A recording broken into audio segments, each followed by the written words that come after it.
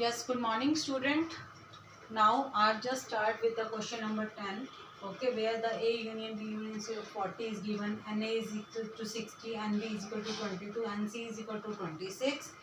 A and B both common is 5, B and C common is 14, and the intersection of all the three set is 2 is given. You have to find A and C. It means A is the set of English people who is teaching English, B is for accountancy, and C is for economics. Okay, and you have to find A intersection B but not C. It means intersection C complement. You have to find all these things. यहाँ फिर मैंने वो ensure किया कि ये सब चीज़ें क्या है. फर्स्टली आपने ये फिल करना होता है ए बी थ्री तीनों का ऑल का कॉम्बिनेशन यानी कि तीनों का इंटरसेक्शन. ये वो पोर्शन है जहाँ ए और बी होता है, सी नहीं होता है. ये वो पोर्शन है that is the portion where the A and C that include the A and C but not B, and this is for C only, B only, A only. Okay, we start with this one जो तीनों का common होता है, तीनों का intersection that is 2. ठीक है, उसके बाद जो दे रखा वो ठीक है, हमें दे रखा है B और C का कॉमन, B और C का पूरा इंटरसेक्शन यानी कि B और C ये रहा, ये portion that include B and C. अगर ये 2 था, ये 14 था, तो 2 यहाँ से छोड़ दिए, 12 रहेगा. फिर हमने ये हो गया, फिर उसके बाद हम इसको फिल करेंगे दैट इज 5 जहाँ पर ए और बी का common. So this is the portion. इसमें ये ऑलरेडी 2 फिल कर चुकी थी तो यहाँ रह गया 3. ये हमें नहीं मालूम, ये हमें फाइंड आउट करना है. इसमें हमने एक्स फाइंड आउट करना है. ए और सी का क्या है, ए और सी का ये पूरा कॉम्बिनेशन है तो मैंने उसको एक्स मान लिया और +2. क्लियर है. तो ए और सी में ये भी आएगा और ये भी आएगा, इसीलिए इसको एक्स मान लिया और इसको 2 मान लिया. अब हमें पूरा यहाँ तीनों हमने इसको शो कर दिए. अब मैं सी का कर रही हूँ. सी में 26 हैं, 26 में से 2 गए 24, 24 में से 12 गए 12 माइनस एक्स. ये पोर्शन हो गया 12 माइनस एक्स का, इसको भी यूज़ कर लिया. अब 22 की टर्म है. 22 पूरे बी सेट का है. 22 में से 3 + 2 5 गए. ठीक है, और 12 भी चले गए. ठीक है, 5 और 12 हमारे हो गए 17. तो 17 गए 22 में से तो रह गए 5. क्लियर है. अब ए सेट का टोटल दे रखा 16, तो इस मीन्स पूरे का टोटल 16 था. तो 16 में से 3 गया, 2 गया, 5 गए. तो 16 में से 5 का रह गए 11 और x भी गया तो 11 माइनस एक्स. अब हमें पता है इन सब का टोटल, हमें ये यूनियन दे रखा है. यूनियन में सब आते हैं जितने भी हमने ये सारे बॉक्स फिल किए हैं, इन सब का टोटल जो है वो 40 के इक्वल होता है. तो मैंने यहाँ इन सब का टोटल इक्वल 40 रख लिया. यहाँ से x के लिए हमने 5 निकाली. यहाँ x को 5 रखोगे तो 5 + 2, your first answer will be 7. And second is this portion where A and C but not A and B but not C, then your answer will be 3. Okay, now come to the next question. I am taking the another one.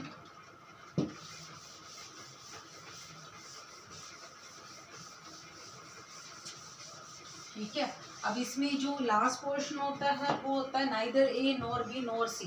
ठीक है, वो भी आते हैं हमारे question. Question number मैं 12 ले रही हूँ, 11 10 मैंने करा दिया. क्वेश्चन नंबर 12 में in this survey of 100% it was find 28 read magazine ए.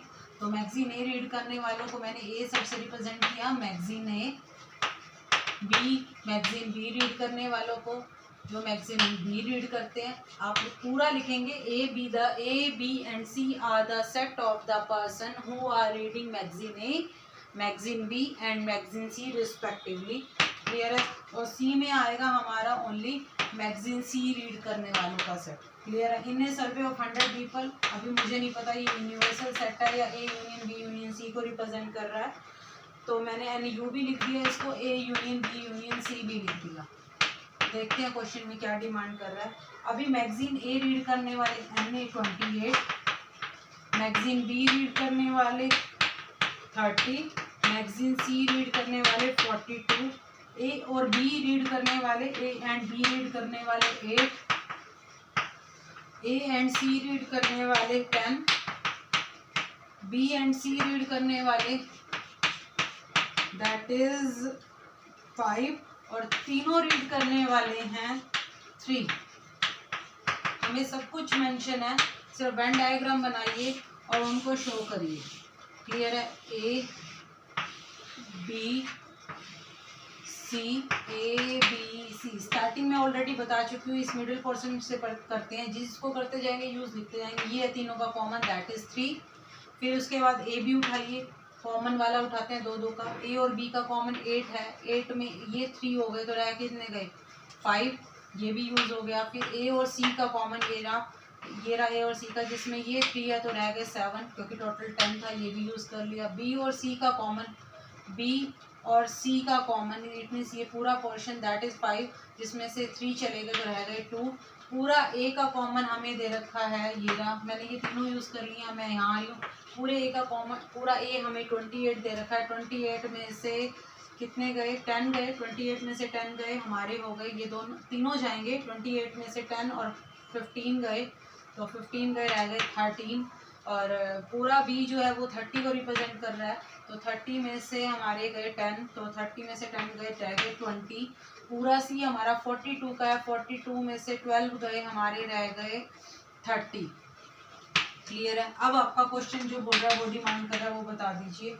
उसने बोला है कि how many read none of the 3 magazine, कोई भी ऐसा जो नहीं मैगजीन को रीड कर रहा है, इट मीन्स वो ना ए में इंक्लूड है, ना बी में, ना सी में। इट मीन्स जो हमने ये रिप्रेजेंट किया था A union B union C, ये हमारा नहीं है 100, ये हमारा यूनिवर्सल सेट है। क्लियर है। हमें पहले A union B union C निकालना पड़ेगा। जब भी नन का क्वेश्चन आए कि कोई भी बच्चा किसी भी एक्टिविटी में इन्वॉल्व नहीं है, उसके लिए आप क्या करना है, पहले A union B union C find out करना होता है। और अभी मैंने बताया था या तो आप फार्मूला यूज़ करो, उससे भी निकाल सकते हो, या फिर आप वेन डायग्राम से, यहाँ लिखो बाय यूजिंग वेन डायग्राम। ये सब का सम आपका यूनियन बी यूनियन सी ही होता है। इन सबको मैंने ऐड कर दिया प्लस 30, ठीक है। 30 प्लस 20 50, 50 एंड 60 68, 68 और 2 70 और 80 स्टूडेंट्स वो हैं जो ए यूनियन बी किसी ना किसी काम में लगे हुए हैं। तो हमें निकालना था number of person we are doing nothing, none of these, ठीक है, कोई भी काम नहीं कर रहे हैं। तो नन ऑफ दीज में आप क्या करते हो, टोटल यानी कि एन यू में से आप एटलीस्ट वाले स्टूडेंट यानी कि A union B union C minus कर देते हो। ये 80 स्टूडेंट किसी ना किसी एक्टिविटी में लगे हुए हैं और पूरा 100 है, 100 में से ये 80 निकाल दो तो यहाँ वाले बच्चे आ जाएंगे जो कोई भी काम में इन्वॉल्व नहीं हो रहे। तो 100 minus 80 that is 20 are the student who are doing nothing, who are not reading any newspaper. And in second part you have to tell the C only, जो सी रीड कर रहे हैं। तो मैंने ये बताया था सी ओनली का क्वेश्चन कौन सा होता है, वो ये होता है जो सिर्फ सी पढ़ रहे हैं, सी मैगजीन सी पढ़ रहे हैं और किसी भी एक्टिविटी में ना तो वो ए पढ़ रहे हैं ना बी पढ़ रहे, तो सब निकाल दो, सिर्फ ये वाला पोर्शन है वो रिप्रेजेंट कर रहा है। तो बाय वेन डायग्राम आप इसका आंसर दे सकते हो, दैट इज 30। इसमें वेन डायग्राम बहुत इंपॉर्टेंट है। अगर 6 मार्क्स का क्वेश्चन आता है तो 3 मार्क्स या 2.5 मार्क्स जो है इसी पे डिपेंड करते हैं। तो वेन डायग्राम प्रॉपरली होना चाहिए, तो उसके बाद आपका क्वेश्चन आगे के आप आंसर दे सकते हैं easily. Now come to the question number 13।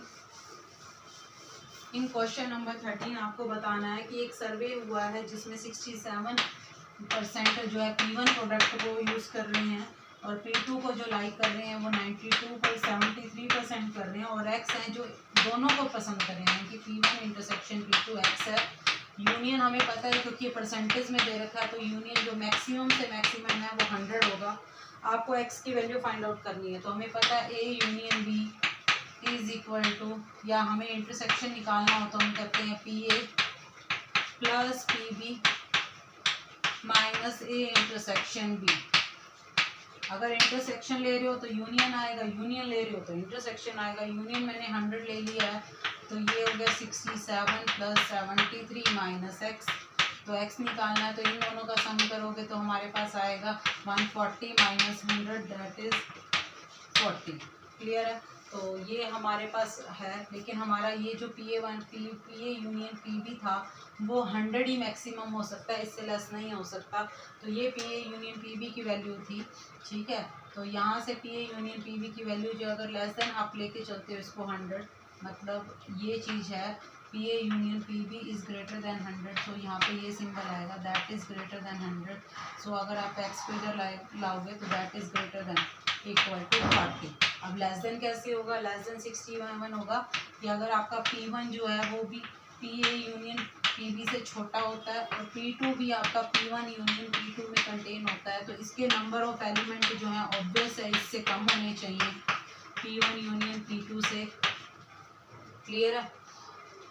Sorry just a minute, union नहीं बताना, हमें इंटरसेक्शन बताना है। तो P1 इंटरसेक्शन P2 भी हमारा P1 में कंटेन होता है। P1 इंटरसेक्शन, क्योंकि हमें x की बारे में बात करनी है तो x को लेके चलेंगे, तो इसके नंबर ऑफ एलिमेंट जो हैं वो P1 के नंबर ऑफ एलिमेंट से भी कम होंगे, और इसके नंबर ऑफ एलिमेंट जो हैं वो P2 के सेट से भी एलिमेंट से भी कम होंगे। और ये क्या है हमारा x, और P1 के नंबर ऑफ एलिमेंट 67 थे, यहाँ पर कह रहे हैं x जो है 73 से छोटे हैं। तो हम इनकी दोनों की कॉमन बात मानेंगे कि किसकी बात सही है, हम दोनों में से किसको लें कि जो दोनों की कंडीशन को सेटिस्फाई करे, तो हम ये ले रहे हैं।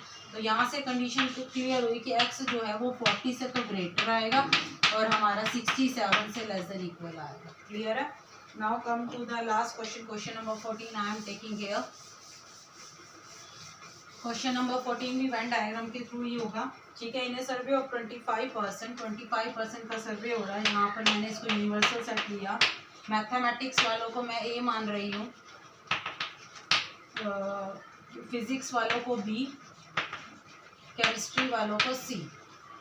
ठीक है, मैथमेटिक्स में सर्वे में आया NA = 15, NB = 12, NC = 11, NA intersection B = 5, NB intersection C = 9, A intersection C = 4, and तीनों का common A intersection B intersection C = 3। सीधा वेन डायग्राम बनाओ और हर एक क्वेश्चन का रिप्लाई करते जाओ। 1 2 3 मैंने कहा था नीचे से स्टार्टिंग करते हैं। ये 3 हो गया, A और C का कॉमन 4, A ये रहा, C ये रहा, 4 है तो 3 यहाँ 1 रह गया, ये भी हो गया। B और C का 9, दिस इज B और दिस इज C, 9 तो 3 यहाँ रह गया तो 6 रह गया, ये भी यूज़ हो गया। ये 5 तो 3 यहाँ तो 2 यहाँ रह गया। पूरा A आपको 15 दे रखा है, यहाँ तक के सारे यूज़ हो गए हैं। पूरा C 11 दे रखा है, पूरा 11 में से 3 गया, 5 में से 4 गए, 5 में से 4 गए 1, 6 7 8 9 10 11 हो गया। ये 12 का बनाना है तो 12 में से 6 गए, 6 में से 5 गए 1। क्लियर है। फिर 15 बनाना है, 15 में से 5 गए, 1 गया 9। क्लियर है। अब आपको जो आंसर देने हैं आप उनके आंसर दे सकते हो। फर्स्ट पार्ट है 14 का, who is A reading chemistry only, chemistry C का था, C only, that should be 5। कहाँ मिस्टेक तो नहीं की कुछ हमने। 15 taking, 12 taking, 11 taking, 5 mathematics and chemistry. Yes, there is a mistake. Mathematics and chemistry. 5 is the mathematics and chemistry. So A and C here. Okay. And 9 is mathematics and physics. Mathematics, it means that is representing A and B. And 4 is physics and chemistry. That is B and C. अब इसको show करना पड़ेगा हमें उसी के according.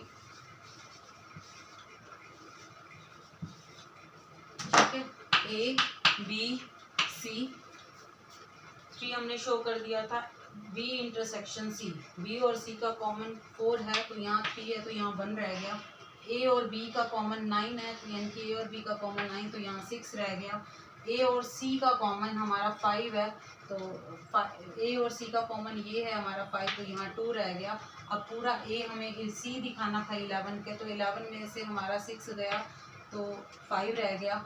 B 12 में से गए हमारा 6 गया, 6 में से 4 और गया, 6 में से 4 गया, दैट इज़ 2।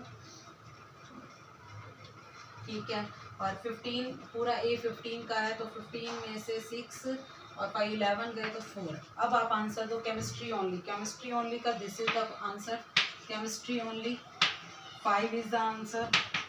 ठीक है। मैथ्स ओनली, मैथ्स ओनली का 4 आंसर। क्लियर है। फिर बी में physics only 2 is the answer. फिर थर्ड पार्ट में बताना है physics and chemistry but not math, physics and chemistry but not math, यानी कि this one 6 is the answer.